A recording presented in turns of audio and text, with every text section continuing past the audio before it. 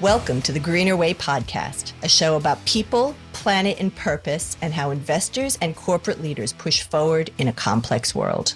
Welcome back, everyone. I'm joined by Fidelity International's Head of Sustainable Investing Australia, Daniela Jaramillo. Daniela manages the Global Fund Manager's stewardship activities here in Australia. We're going to talk about what investment stewardship looks like and how she implements it in her current job, as well as Danny's views on greenwashing and the outlook for 2023. But Danny, first, what is stewardship and how do you apply it to your current role? Hi, Rachel. Thank you so much for the invite. And I have to say, I do love how diligent you are in pronouncing my name in such a good way in Spanish. So I appreciate that. So I've actually wanted to be super prepared for answering specifically what is the PRI's definition of stewardship. And the PRI defines it as the use of influence by institutional investors to maximize overall long-term value, including the value of common economic, social, and environmental assets on which returns and clients and beneficiaries' interests depend. So it's a pretty comprehensive definition that it actually it's pretty complex, and hopefully we can unpack a little bit of that today. Danny, what does that mean from a rubber meets the road perspective, though, in terms of the work that you do at Fidelity and how you think that this contributes to better investment outcomes?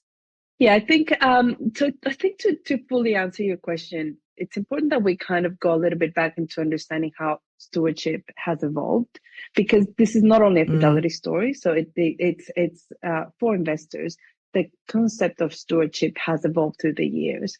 So initially, I would say perhaps when the whole ESG movement started and when I started my career, engagement was mainly those conversations between investors and companies about, it could be governance issues, but it was mainly there was also a lot of environmental and social issues.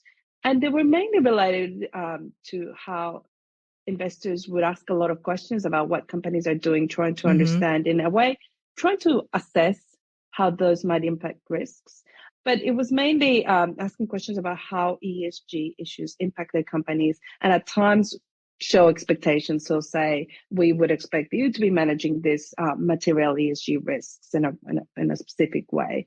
It also involved proxy voting. So proxy voting is usually part of that stewardship or active ownership, both of them. Some people talk about them in different sense. I don't really understand the nuance between them, so I kind of use them interchangeably, active ownership and stewardship. And so it was usually just, how is a company managing those ESG risks, asking questions, and then setting some expectations for what investors wanted.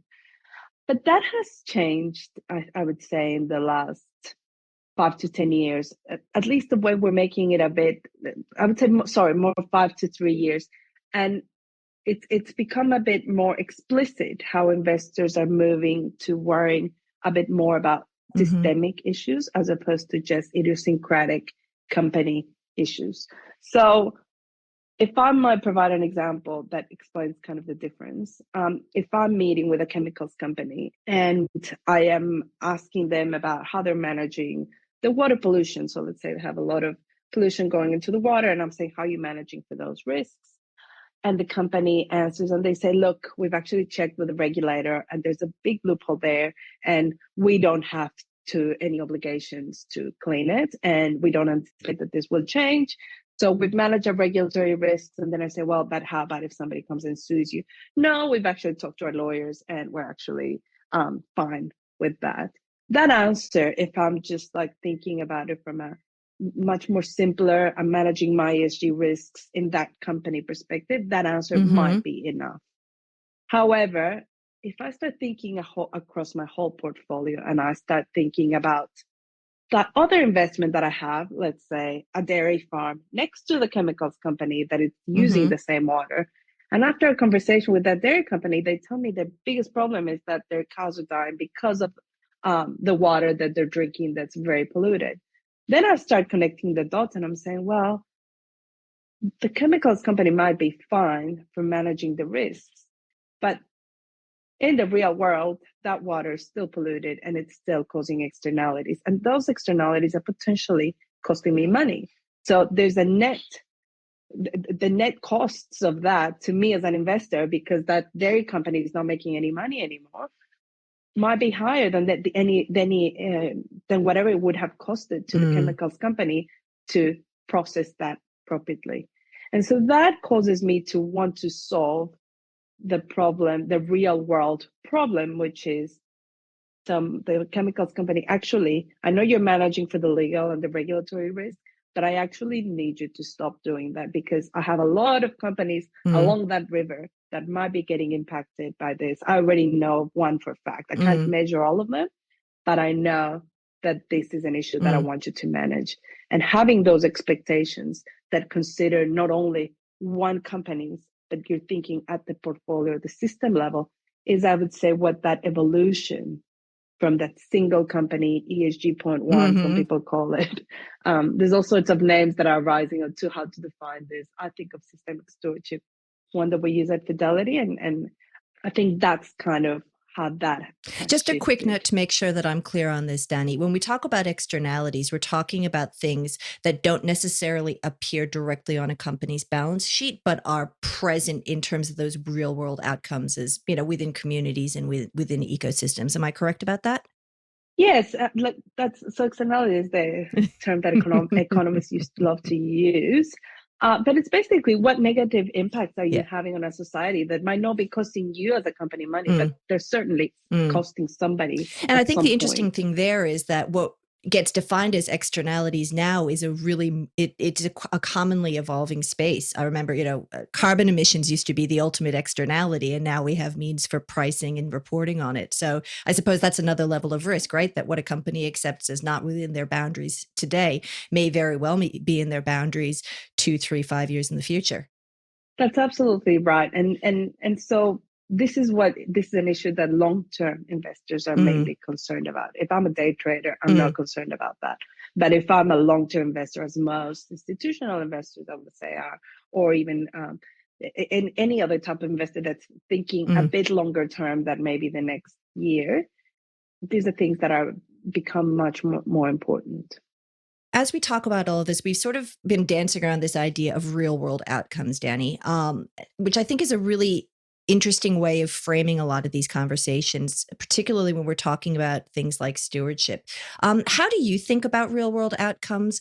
What can you, as part of an investment fund manager, do to sort of improve real world outcomes within your portfolio companies and within the communities in which you operate largely? The way we think about real world outcomes at Fidelity is we're always thinking about what are the long term costs to the companies we invest in, and we frame all our stewardship activities with that lens. And so, as I've explained to you before, focusing on the real world outcome is what actually allows the system to remove that cost from the system, avoiding that to impact other companies. So how do we do it at Fidelity? And so stewardship has always been a very important. So we're a bottom-up fundamental research global investment manager, which means we have a lot of insights on the ground because we have a lot of conversations with management. So having those conversations about ESG risks it has been part of our process for a really long time. But we also do and are becoming much more I would say comprehensive about how we think about that top down. So looking at those thematic risks from a top down perspective and actually trying to think what we're doing about it. So in the bottom up, you're looking at the company, you're looking at the problems that company has, and that's it. When you're thinking top down, that's when you're thinking about bigger problems and you're thinking how those problems are impacting us. That's the first question, or are likely to impact us in the medium to long term. And then the other question is, do we have any levers that we can pull that can help us address those problems? And so to make this process a bit more systematic, we've developed something that we call the influence framework, which is basically say, what can we do at each level to kind of help address a problem? So we're thinking at the system level, which might be, for example, to use the most traditional example, climate change. What are we doing at the system level? So as a global fund manager, setting a net zero target sets the expectation for all of our companies. Any public policy advocacy that we might do has that influence on the system. Then we think at the specific industry level. So there's specific industries that have specific characteristics that make them either more at risk of climate change, or where we might have some levers because of where they are positioned in the value chain.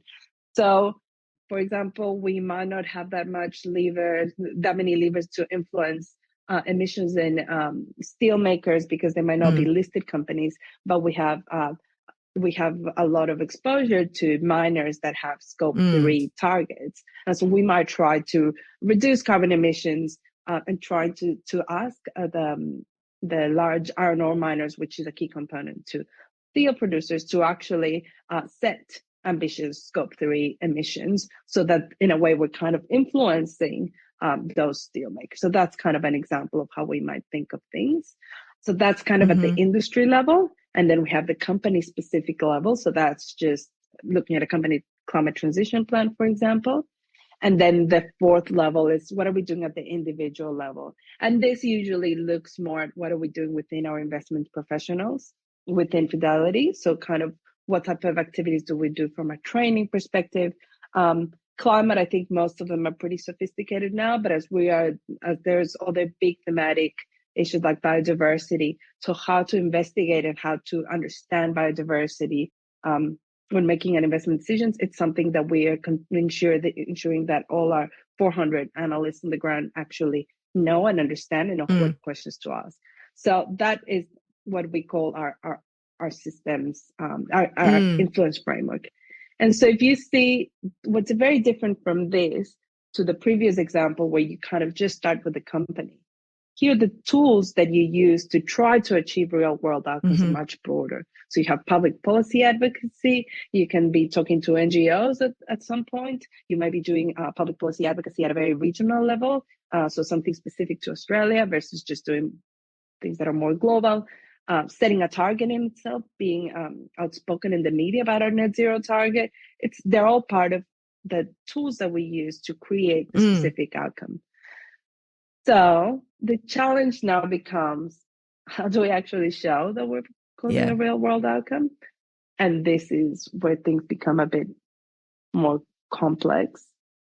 Just to talk about this, because I think it's worth talking about that a little bit more, because I know for myself, when I reflect on my writing and my interviewing and when I'm talking to people like yourself, that reporting of stewardship activities and sort of being able to demonstrate authentically that, we have made this impact, the needle has moved in this way, and we feel that we have put in this amount of effort, which I think plays into that whole greenwashing question ultimately. I know it's on my mind. Certainly it's on your mind. How is Fidelity starting to get your head around, doing that reporting piece on the stewardship activities? Look, I think this is something that we're thinking constantly about. And again, I might speak more generally about how in general the investors. So we've seen RIA did a report earlier this year on what stewardship best practice means. And that basically, in a way, it's kind of a sigh of relief for all of us, saying like, oh, okay, we're all kind of going through the same. Yeah. We're all really struggling on we all want to, we all know it's important, but it's really hard. And the thing that's very difficult about real world outcomes, one of them is, you're having some sort of influence. To what extent that influence is leading to an outcome is very difficult to attribute. Like, to what extent can I claim that my conversation with a company was actually what led the company to develop a framework to reduce their externalities, whether that is like scope 2 emissions or scope 3 emissions or whatever it is. It's very hard because these are complex things that we're trying to change, and they usually are a result of multiple inputs as opposed to one big input. There might be specific things where companies actually do come back to us and they say, actually, we just wanted to let you know that after that conversation, we've decided to take some action on something. And that's like amazing. But usually on the more systemic things, it's very hard. Nobody's going to report back to you. We've done these things to you. it also requires so many parts of a community, right? There's the investor community, the company itself, regulators and government, people in the community advocating for themselves as well. It's, again, it goes back to that externality question, doesn't it? Assigning the boundaries for these things can be qualitative at best sometimes. Absolutely. And I think in the past, we've been under a lot of pressure for to demonstrate real world outcomes in a way, to kind of prove that engagement can be more powerful than divestment. So the divestment story is something that's very easy to tell. If you decarbonize a portfolio and get a portfolio that doesn't have any emissions somehow, because either you've divested from fossil fuels and then you've offset the rest, that's a really easy story to tell and to sell. It's a lot harder to say, we're having a sit at the table, and I know we haven't seen any dramatic changes that we can report back as a result of this, but we know that it's important to keep that seat at the table to continue creating change, as opposed to letting actors that might not be looking for that change to be the only ones that have a voice in that company, for example. How does this play into this whole greenwashing conversation as well, Dani? Because obviously, being able to authentically demonstrate that what you're saying is what you're doing, I assume that this gets a little bit uncomfortable sometimes between yourselves, maybe legal and compliance and risk. Absolutely. I think as a practitioner of the industry, I see the raising of awareness about what greenwashing is, the concern from greenwashing, and also all the actions that regulators are taking to avoid it and to ensure that people are not doing it, are very important, because it just shows the maturity of the industry.